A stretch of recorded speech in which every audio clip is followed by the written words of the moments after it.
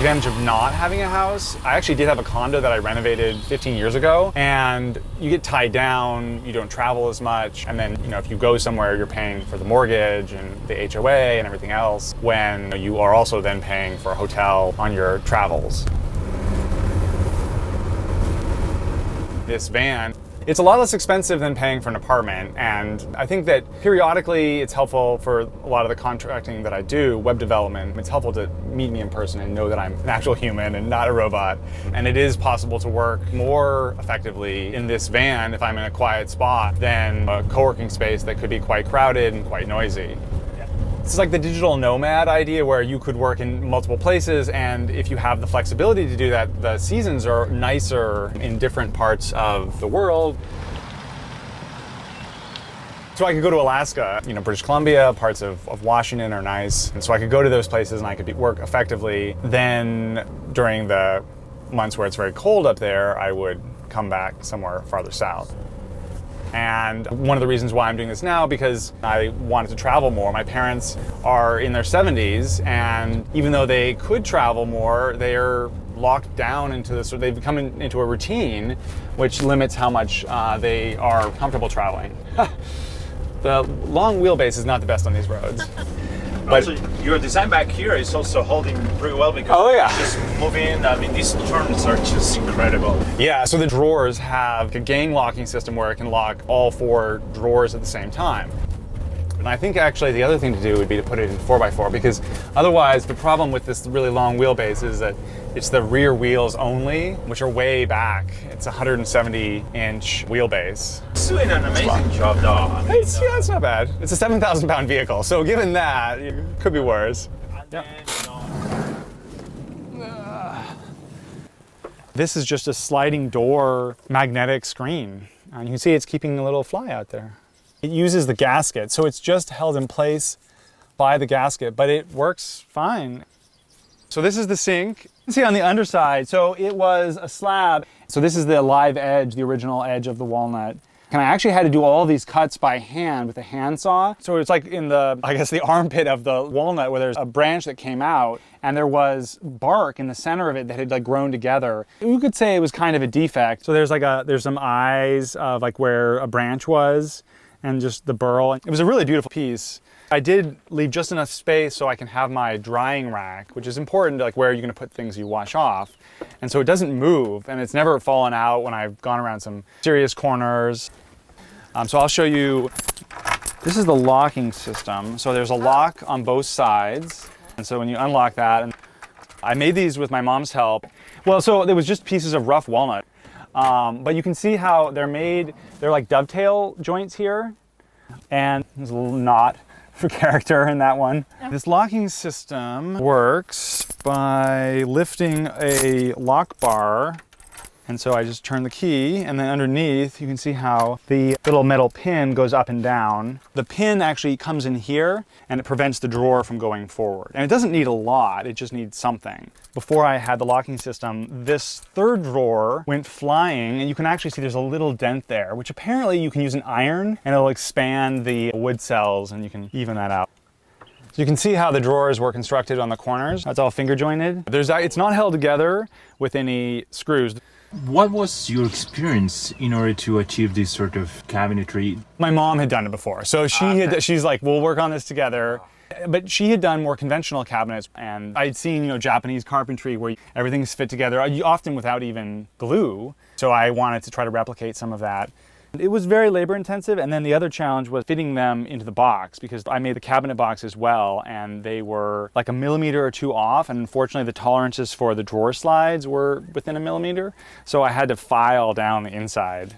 As you can see, there's no gap between the drawers, so it's a very efficient use of space, which was something that I kind of argued with my mother. I wanted to have full use. So you can see there's just only a few millimeters between each drawer, and they're full height. They're not like the traditional drawer boxes where there's a false front, and that does cut down on the weight and it makes it stronger. And I ended up putting this X bracing in it for dividing it up so I could have different compartments for different things.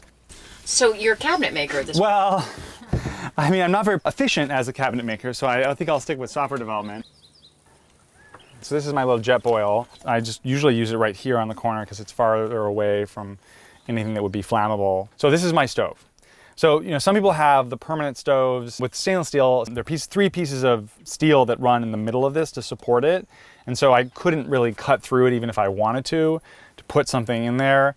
I just find that it's easier when it's nice out and I cook outside. So this is my little paper towel holder. And then I apparently need to clean that. This is, it siphons up water, and then there's plenty of water that's still coming out. I find it to be very effective. Some people have like floor pumps, but the problem with the floor pumps is that they tend to trap water in them. And so when it's below freezing, you have to worry about it freezing in the line, potentially rupturing. Also, they tend to host mildew and mold. But with this line, because there isn't water sitting in this line, it goes in here and it's a constant slope, it ends up draining back. It prevents water from allowing bacteria and other things to grow. Yeah. And it's with the side splashes, it's enough that, like when I was in Alaska, there weren't a lot of showers, and I knew that I wanted to wash off all the sunscreen. And so I can actually fit my head in here, it can fit all the way in. I can wash it off, do shampoo, and can do a, head shower effectively.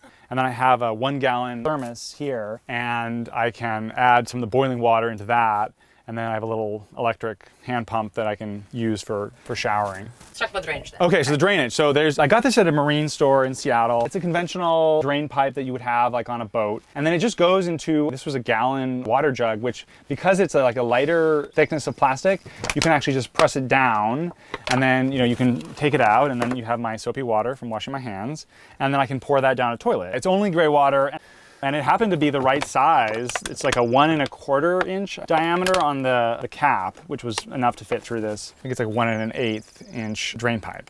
I do have a pee bottle, so for emergencies I have this Protein Plus. It looks very innocuous, but so I use that, and I can pee into that, for emergencies, which is why it also goes in the same container. I also have these what they call Biffy Bags, which are if you're camping on snow or ice, you don't want to just try to dig a hole because it's not going to ever decompose. And so these are basically emergency toilets. It's a Mylar bag with an inner bag with some absorbers, and so you can poop in that, and then you take that and dispose of it properly later. Some people build full toilets. I felt that wasn't really necessary, partly because I think that there are a lot of places that have bathrooms that are nicer, and it takes a lot of space. So there's the permanent use of space that you would have, and I'm not trying to stealth camp in urban areas, even though the van does look like a contractor's vehicle and it would be very easy to do that. I just think that it's not really respectful to people who live in those areas, and you have other options. And also part of the idea of the van is that you can go out into these beautiful places and experience them and not the urban streets. I have actually parked this near where I work in Oakland. I have a friend who used to have a second bedroom, and then he had 2 kids, and now they're both in that second bedroom. And so when I visit him, which I'm going to do on Sunday night, then I end up in the van. So I almost always have access to a toilet, shower, and laundry at these friends, but a lot of times, they've outgrown their house. They're actually looking for a new house, and they have no place for any of their friends to visit and stay. But at least I can bring my own bed with me. There we go. You can see underneath, these are aluminum. They're very lightweight. There's thin plywood. And then the ATV ramps are bolted in place to an aluminum L angle. What did you call it? ATV ramps. So if you have an all-terrain vehicle and you want to drive your ATV up into your truck, each one is rated for 500 pounds. So they're light but strong, and there are 5 of them, so in theory the bed's rated for 2,500 pounds. So the bed, it's a fairly conventional, it's memory foam. It actually has underneath this layer, it's like a 12-volt electric heating pad. You can run it when the vehicle's on, and then the bed ends up being preheated. It's like a seat heater. The way you turn it on and off, it's this thing. That's the Electro Comfort Warmth. Some people just try to use that as their winter heat. I did not find that to be enough. When it's below 0 Fahrenheit, it's just not going to keep you warm. So it works somewhat, but compared to the diesel heater, which is very powerful, for serious skiing and backcountry camping, you need more than just a heating pad. These are storage for like an SUV. They had additional straps that would go around the headrests, and I just cut those off. So there's LED lighting that goes around both sides. It is dimmable, so that's off, and then that's on, full power. They're just like the lowest wattage LED light strips I could find. And then there are these things that you can switch off individually each side. It's a little far from the bed, it's kind of a long reach, but I can do it. So, you know, if I'm in bed, and I reach up and then turn it off. If I had been planning this in advance, I would have put it farther, closer to me. But the main thing is it is possible to reach up and do that. And then if I have like my iPad or whatever, I can set it in these pockets, or I can set it, you know, on here. I can access stuff there. There's also a cover which my mom made that actually goes over the window on the sliding doors. It's all magnetic, so it just snaps on there. I have my solar panels over here. They're definitely kind of heavy, so I can take them out. I can use that for additional power. So yeah, the bed is a conventional queen bed. My sister actually had it when she was living in Oakland for a number of years. My mom made the cabinet box. These are storage containers. This is another little live edge thing. That was the bark color. And it just happens to fit perfectly there, so it like holds it in place, which is great. And then there's another one. And these were just not the biggest size, so they were at a lumber yard. For most people, there's not a lot that you could use them for. So I just step up on these, you know, as a way to get to the bed, because otherwise it's actually really far up. I mean, this is 3 feet. Before these were in, I still had the bed platform, and I would just kind of like try to jump up, and you do like kind of a dive onto the bed. I got my little clips here I can use for my jackets and stuff, so I can put it in different places. So I don't have a dedicated closet. Well, I can show you the fridge. So this is a marine fridge, and it operates either on 12 volt or when you're plugged in, uses alternating current. It has a freezer compartment, which will keep things frozen. It's not the best for freezing stuff. Like, I keep most things that don't need a lot of refrigeration, and so I don't always have to run the refrigerator. So it has the greens, and then there's another drawer up here. I put the greens there. And because it is so close to the heater, they do kind of compete with each other. So this is my baskets of mostly jackets, and they have never fallen out, and I probably overstuffed them I have too many hoodies, but they have done very well as a way of not having like cabinet doors. And these are all magnetic. I can then hang things on this, like this is my towel. Sometimes I'll hang things that are really wet over the door. I have a lot of magnets, as you can see, and they're quite strong. The new addition are these little spice containers. They're magnetic, and so they just like clip onto the magnet of the vehicle. Those have not fallen off either. So I use this as my desk. It has an attachment for when I'm in the front seat that has a cushion.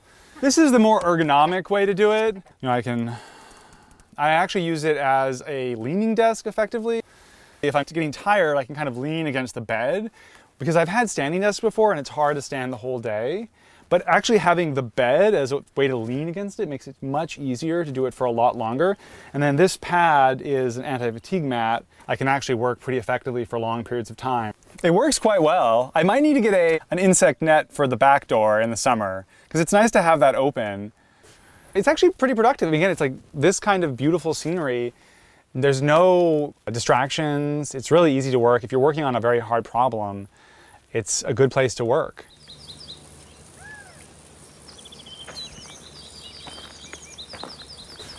Do you think, though, that more and more people will start to become digital nomads out of a van? I mean, is that something that's replicable for a lot of people? Yeah, I think it is, because with more work that is available, sort of the gig economy where people can work on different projects, it's the opportunity to go to where your clients are to some degree. So they're familiar with your work and they trust you as an individual, but then you can also do work for them remotely at times. And a lot of companies have found that it's hard to hire and retain people in urban areas. So if they can find somebody who is still reliable but may not be in their office all of the time, then they're willing to make that choice because they can keep that person for the long term.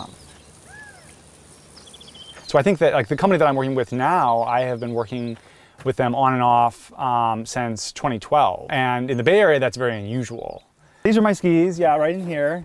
The trade-off is that I have the flexibility to ski as much as I want in the winter when there isn't as much urgent work needed by them.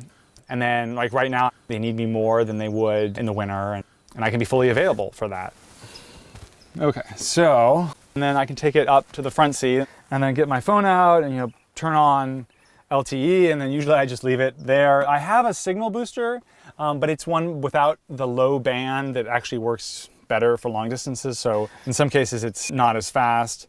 And then, you know, I can go to work and like if I'm trying to investigate some issue, I can, you know, do that from the front seat pretty well. So I find that this in some cases is better than being in an open office where you have lots of other people who are, you know, having conversations, and if you're trying to investigate a complicated issue, it's hard to think clearly in many cases. Yeah. I think it's better than most offices. I mean, certainly when I go into the office, I stare at a wall in the middle of this very large floor plate, so you're not by a window, there's not a lot of ventilation. You know, it's actually better to be out in nature, and you can work quite effectively there. How about the ergonomics of it? I actually really like this. You know, it has like the lumbar support. Like, you know, Mercedes did a pretty good job on these chairs.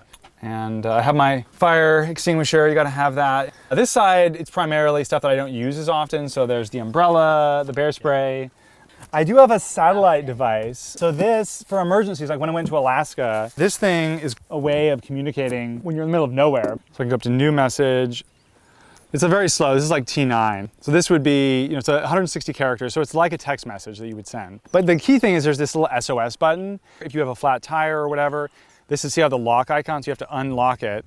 And then, you know, if I touch the SOS button, then it would try to send a rescue party, essentially.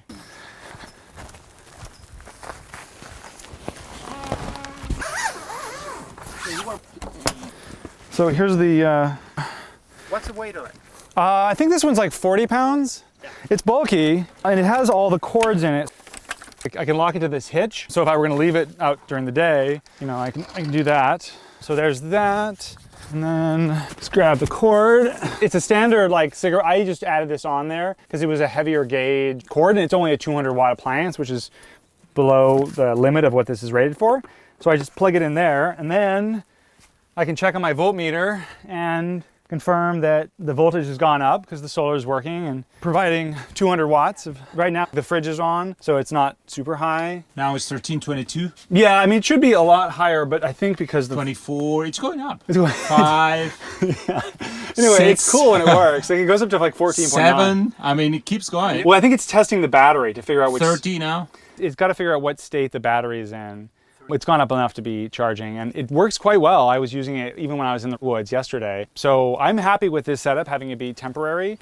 And I guess it's not even oriented correctly, because technically, you know, it should be oriented so that there's no shadow. That's the right orientation. So the shadow is perpendicular to the edge, so it's getting full sun. So how much can you power with this? Actually everything. I mean, I can charge my laptop, I can have my phone, I can charge the fridge. The fridge is the primary power draw, but I can keep my batteries charged and keep the fridge running. It's only when you really start to use electricity for heat or like an inverter or the induction cooktop. What about if there's no sun? Well, then I have an alternator charger. So if I'm driving, I can charge that way. This is the alternator charger. So it's off right now. It wouldn't do anything. Like if I turn the switch to on, it won't do anything because the van isn't on. So the batteries are under here. There are two 155 amp hour batteries. So I don't have lithium batteries as well because lithium batteries cannot be charged below freezing. And a lot of times I go drive up to go skiing, and then I'm driving down off the mountain, and it's nice to be able to use gravity to charge with the alternator because the engine doesn't have to work very hard. So those batteries connect to the battery of your vehicle. So yeah. What's your take on these people who say that when you connect your car's to your vehicle battery to another battery, that can just damage the cycles and all that? So this one adjusts the power. So it has the input voltage and then it has the output voltage. Luckily with this vehicle, it has an AGM battery. Yeah. And so when the alternator is running, it will detect that there's an increase in voltage above like the base level of voltage. So there is a cap. Yeah, so it's not going to try to draw down the vehicle battery. I have a conventional battery charger over there, but that's only when it's plugged in. So there are some campgrounds that are quite reasonably priced and you can plug in. Typically though, there's a significant premium. But if I can run, if I can have my kettle and then I have a plug under here, and then there's another plug actually over here. This is the main electrical system. So when I am plugged in, I can turn this on. So this one tells you that the thing is on. This one should normally never go on. And then this one just tells you this is the circuit for the fridge. So I could turn that off, and then just these circuit for both sides of the van would be on. So it's a little upscale. I mean, I don't really need 30 amps because I don't have any high power draws, but I thought it was better to go for more. This is the diesel heater.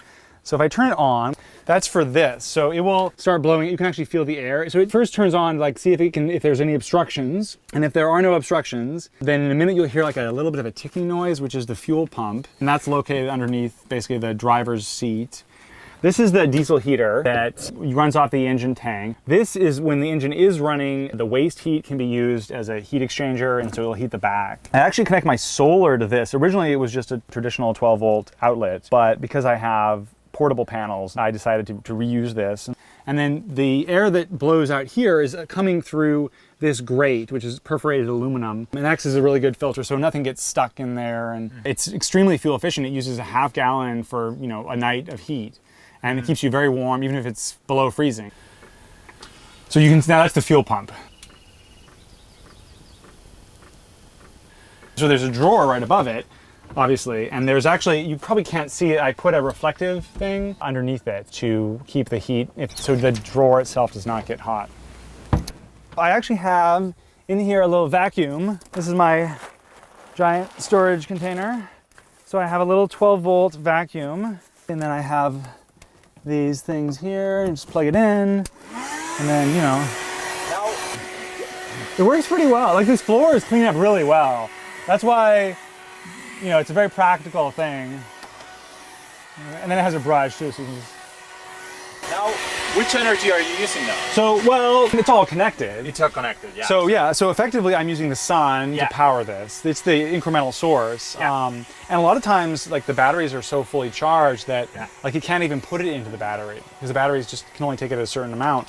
And so it's, you know, it's good in the middle of the day, like, do your vacuuming, to, you know, charge your devices, and so that you have that through the night. So yeah, it works well. I mean, it works fine, I think. And then there's this curtain at the front, which is actually both useful for kind of being more stealth, and then when you're in Alaska and it's light until 1 a.m., you really want to have it be dark. There's magnets here, so these magnetize, and then there's actually magnets here because I didn't want to have a permanent attachment here. So this is glued on, and it just magnetizes into place. The other side, there's a piece. There are actually magnets over here, like for cleaning purposes. The advantage of having the metal exposed is that the magnets work very well for keeping things in place. Yeah, so it has a slide that's kind of built into the ceiling. This was original from the factory, and then this is kind of just tucked up in there. It's at a 45-degree angle, so it allows it to slide. So there you go. It's For close. nighttime. For nighttime. And also, if I leave it during the day, if you look from the outside, it could be just a normal partition. And so people assume, oh, it's just a contractor van. So there's the magnetic thing that goes underneath there, and then that.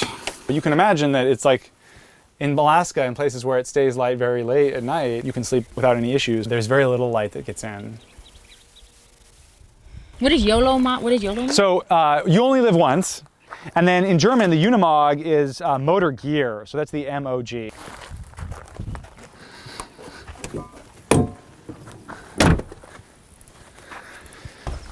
Part of this was because I wanted to travel while I still could really enjoy it and, you know, do as much biking, hiking, skiing as I can at this point in my life, because in 10, 20, or 30 years, I might not be able to do that.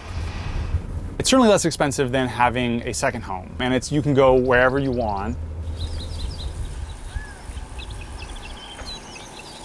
I think that I would like to have a home base where it would be smaller than most people would have as their primary residence.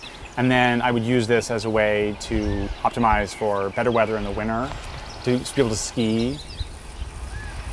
And then there are a lot of other beautiful places in the rest of the world, in the United States especially, that I think a lot of people miss out on because they get locked into their routine.